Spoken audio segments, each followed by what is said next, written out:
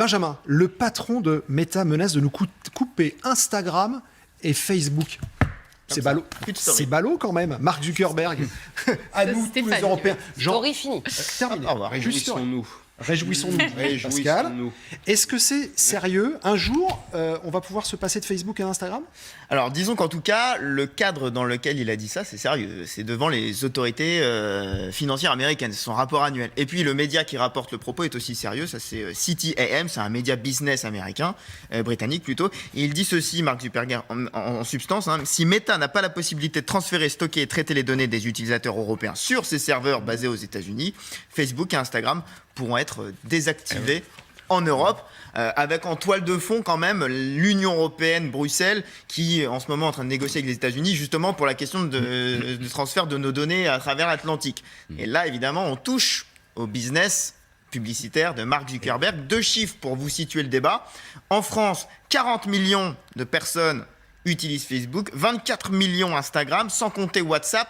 Donc là, rien que la menace, on s'interroge ce matin, est-ce qu'on est capable de vivre sans? Il y a pas mal d'entreprises, de restaurants qui ont des pages Facebook en guise de site internet, donc ça pose vraiment question. Messenger, c'est Facebook, ça? Messenger, c'est Facebook. WhatsApp, c'est Facebook. Il y a juste une petite règle qui est que quand le service est gratuit, c'est que vous êtes le service. Donc, ce que dit Facebook, c'est je peux plus faire de pognon sur vos données. Donc, je coupe le robinet. Bah, tant mieux. Tant mieux. Ah bah ok. Benjamin, honnêtement, qui a le plus à perdre finalement? Parce que Mark Zuckerberg, il a besoin de ses utilisateurs, oui, c'est comme Vladimir Poutine avec le gaz, si vous voulez, tout à l'heure. C'est-à-dire que en ce moment, le problème du groupe, c'est précisément le nombre d'utilisateurs. La semaine dernière, Facebook a annoncé la perte d'1 million d'utilisateurs. Et le groupe, au total, stagne à autour de 2 milliards parce qu'il y a un autre réseau social qui s'impose, c'est TikTok. Et ça grappille et ça grappille. Et vous regardez la journée de jeudi, au moment de l'annonce des résultats, c'était une journée noire pour Meta, moins 25%, 250 milliards de dollars de valorisation. Donc Facebook et Meta, ils cherchent autre chose pour trouver de l'argent et trouver de la pub.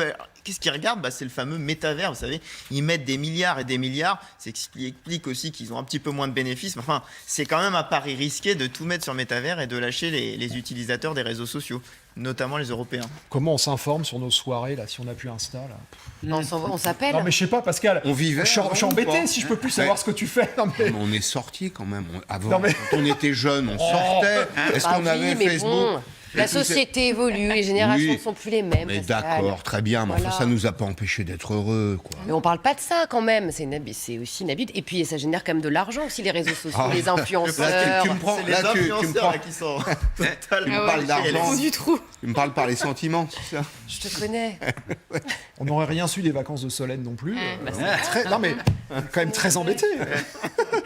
Faut quand même le savoir. Merci beaucoup mon cher Benjamin. Dans un instant, l'édito de Nicolas Domenech. Éric Zemmour et ses proches ne s'en plaident plus maintenant à Marine Le Pen. Non, il y en a une autre qui est dans le viseur. C'est Valérie Pécresse. On verra ça avec Nicolas. On fait un point sur notre météo du jour.